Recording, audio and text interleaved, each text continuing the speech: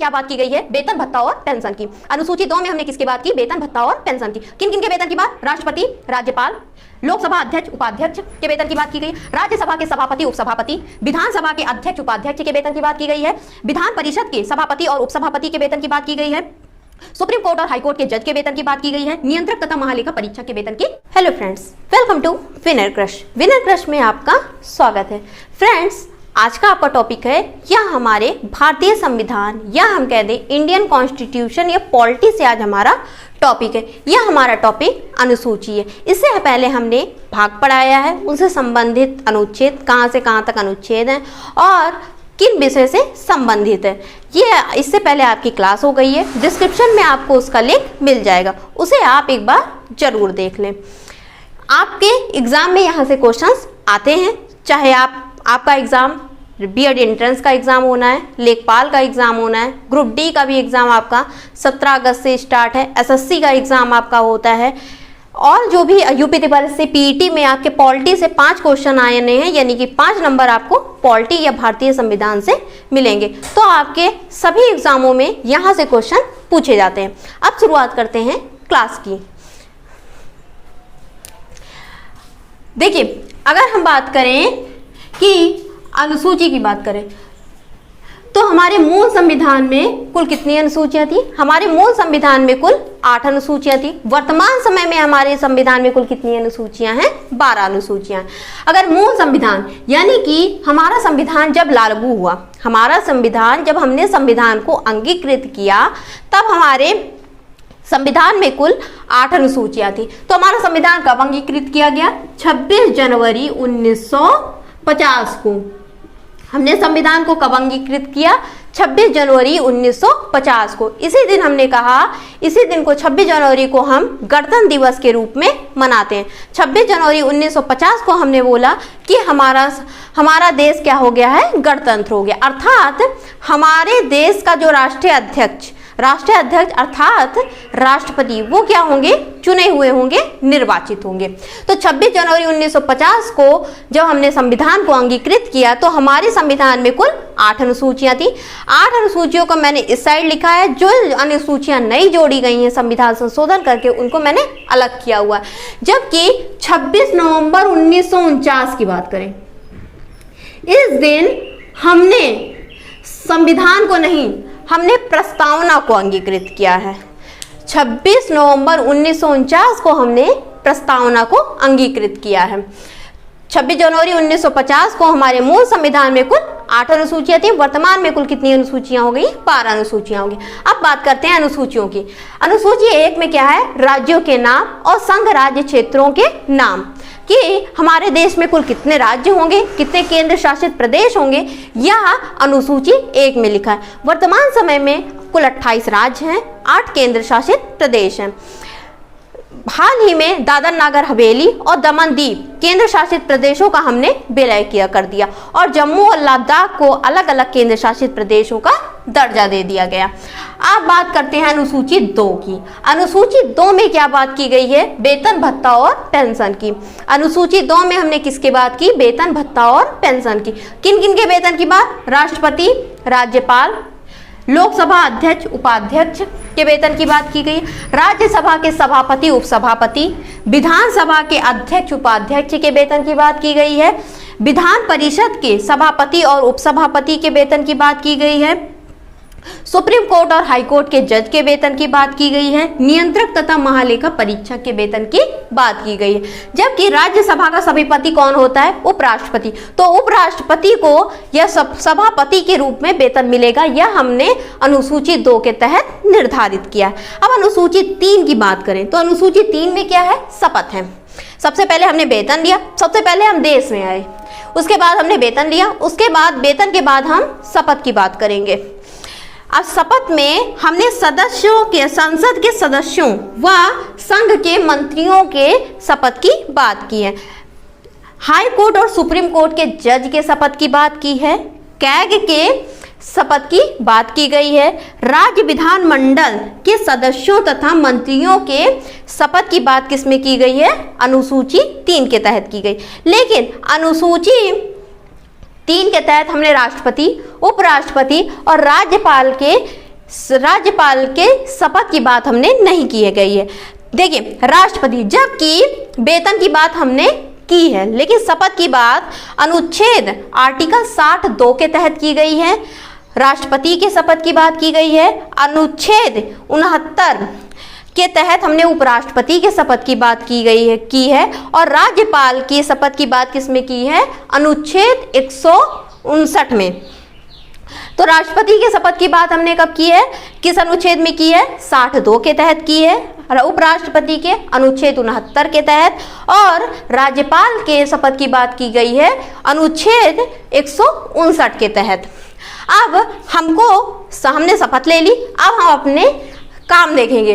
तो अनुसूची 4 के तहत हमने राज्यों व संघीय क्षेत्रों के राज्यसभा प्रतिनिधियों का विवरण, इनमें राज्यसभा के सीटों का बंटवारा है।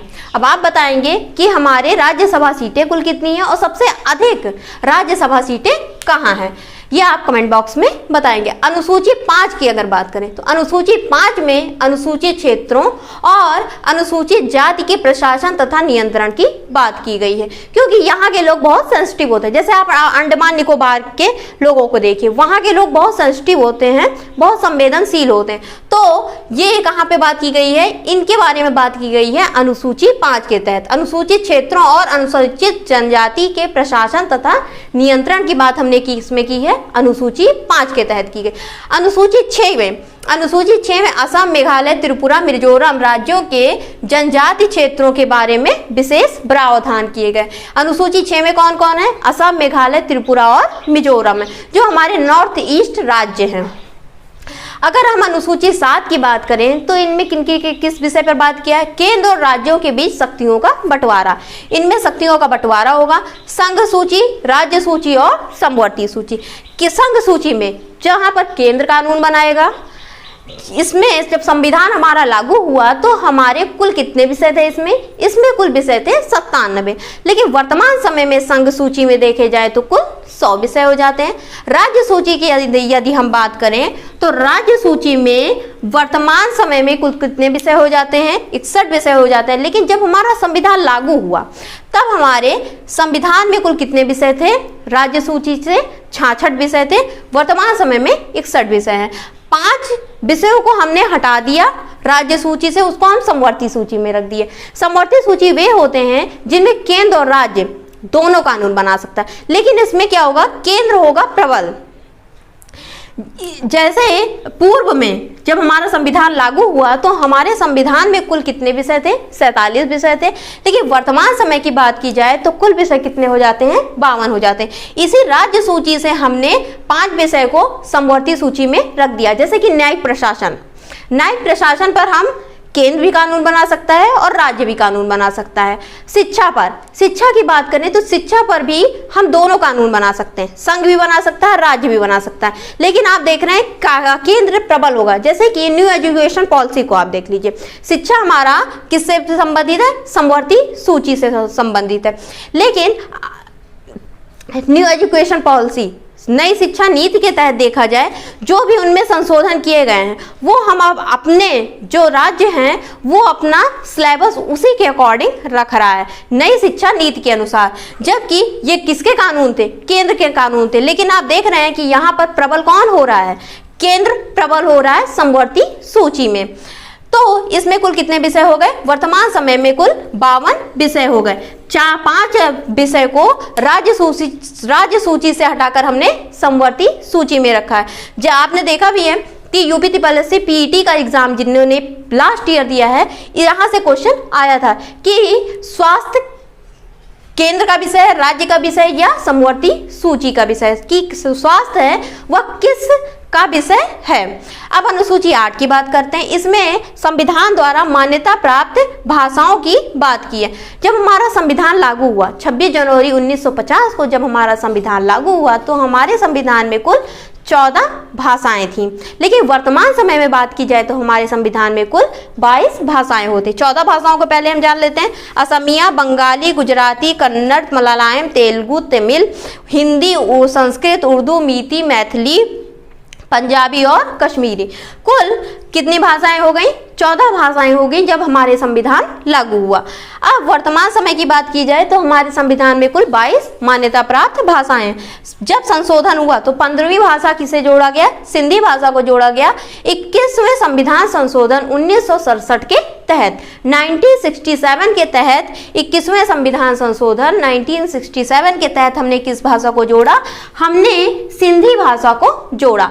फिर उसके बाद हमने अपने संविधान में संशोधन किया और हमने 3 भाषाओं को जोड़ा, नेपाली, मणिपुरी और कोकड़ी को। नेपाली, मणिपुरी और कोकड़ी को हमने अपने संविधान में मान्यता प्राप्त भाषाओं में का दर्जा दिया और 8वीं अनुसूची में इसको हमने शामिल किया। यह 71वें संविधान संशोधन 1992 तक के तहत इसको जोड़ा गया। अब बात करते हैं मैथिली, संथाली, बोडो और डोगरी की। इसको हमने कब अपनाया, अपने संविधान में जोड़ा? 92वें संविधान संशोधन 2004 के तहत। आपको पता है कि भाषाओं से संबंधित नियम कौन बना सकता है? या गृह मंत्रालय बनाते हैं। तो वर्तमान समय में कुल कितनी भाषाएं हो गई? वर्तमान समय में कुल 22 भाषाएं हो गई। मूल संविधान में 26 जनवरी 1950 को जब हमारा संविधान लागू हुआ तो हमारे संविधान में कुल कितनी भाषाएं थी? कुल 14 ही भाषाएं थी। अब देखिए संविधान में संशोधन कर करके कौन कौन सी अनुसूची जोड़ी गई। मैंने इसको अलग किया हुआ है। अनुसूची 9 की बात करें, अनुसूची 9 कब जोड़ा गया? प्रथम संविधान संशोधन किया गया 1950 में हमारा संविधान हमने अंगीकृत किया और पहला संविधान संशोधन 1951 में ही हो गया। तो प्रथम संविधान संशोधन के तहत हमने भूमि सुधार को अपने संविधान में दर्जा दिया 9वीं अनुसूची के तहत। अनुसूची 10 की बात करें, अनुसूची 10 में दल बदल है। 52वां संविधान संशोधन 1985 के तहत हमने अनुसूची 10 को अपने संविधान में शामिल किया। अब 11वीं अनुसूची की बात कर रहे हैं। 11वीं अनुसूची कब, इसमें संशोधन कब हुआ संविधान में? 73वें संविधान संशोधन 1992 के तहत हमने 11वीं अनुसूची को जोड़ा और यह किस विषय से संबंधित है? यह आपका विषय हो जाता है पंचायती राज। और यह 11वीं अनुसूची कब लागू होती है? 22 अप्रैल 1993 में, जबकि बलवंत राय मेहता समिति की सिफारिश पर इसको हमने अपने संविधान में जगह दिया। और बलवंत राय मेहता समिति ने त्रिस्तरीय पंचायती राज की परिकल्पना की या कल्पना की। इसमें त्रिस्तरीय क्या होगा? जिला या परिषद, ब्लॉक या क्षेत्रीय और ग्राम। ये त्रिस्तरीय पंचायती राज हमारे देश में है। पंचायती राज की शुरुआत कब होती है? पंचायती राज की शुरुआत 2 अक्टूबर, गांधी जी का जन्म दिवस है, उस दिन 2 अक्टूबर 1959 से हमने राजस्थान के नागौर से इस पंचायती राज को शुरू किया था। क्योंकि पंचायती राज जो है ये गांधी जी की परिकल्पना थी। गांधी जी हमेशा चाहते थे कि हमने पंचायती राज को अपने संविधान में रखे, किन किन विषयों पर हम कानून बना सकते हैं या हम अपने संविधान में रखें, जबकि आपके DPSP में इसको पंचायती राज को जगह दी गई है। इसमें कुल कितने विषय हैं? इसमें कुल 29 विषय हो जाते हैं। जैसे हम कृषि से संबंधित नियम बना रहे हैं, पशुपालन हुआ, इन सब की देख रेख, इन सब से नियम बनाने का काम कौन करेगा? अनुसूची 11 करेगा। अनुसूची 12 की बात करें तो अनुसूची 12 में क्या है? 74वें संविधान संशोधन 1992 के तहत नगर पालिका को हमने अपने संविधान में जोड़ा। किस संविधान संशोधन के तहत? 74वें संविधान संशोधन के तहत। और यह कब लागू होता है? 1 जून 1993 में यह लागू होता है। और इसमें कुल कितने विषय हैं? कुल 18 विषय हैं, जबकि अनुसूची 11 में पंचायती राज में कुल 29 विषय हैं और नगर पालिका में कुल कितने विषय हैं? 18 विषय हैं। देखिए अब एक बार फास्ट रिवीजन कर लेते हैं। अनुसूची 1 में राज्य और संघ राज्य क्षेत्रों के नाम। अनुसूची 2 में पेंशन भत्ता, ये सब कहाँ दिया गया है? वेतन पेंशन भत्ता अनुसूची 2 में दिया गया। अनुसूची 3 में शपथ की बात की गई है। अनुसूची 4 में राज्यसभा में सीटों का बंटवारा, राज्यसभा की सीटों का बंटवारा। अनुसूची 5 में अनुसूचित क्षेत्रों तथा अनुसूचित जनजाति के प्रशासन तथा नियंत्रण की बात की गई है। अनुसूची 6 में असम, मेघालय, त्रिपुरा, मिजोरम राज्यों के जनजाति क्षेत्रों के बारे में विशेष प्रावधान। अनुसूची 7 में हमने लिस्ट रखा है, केंद्र और राज्यों के बीच शक्तियों का हमने बंटवारा किया है। अनुसूची 8 में हमने 22 मान्यता प्राप्त भाषाओं को शामिल किया है, संविधान द्वारा मान्यता प्राप्त भाषाएं। अनुसूची 11 में भूमि सुधार, अनुसूची 9 में भूमि सुधार, अनुसूची 10 में दल बदल, अनुसूची 11 में आपका नगर पालिका या पंचायती राज, और अनुसूची 12 में क्या हो जाता है, नगर पालिका। फ्रेंड्स, ये आज आपकी क्लास रही।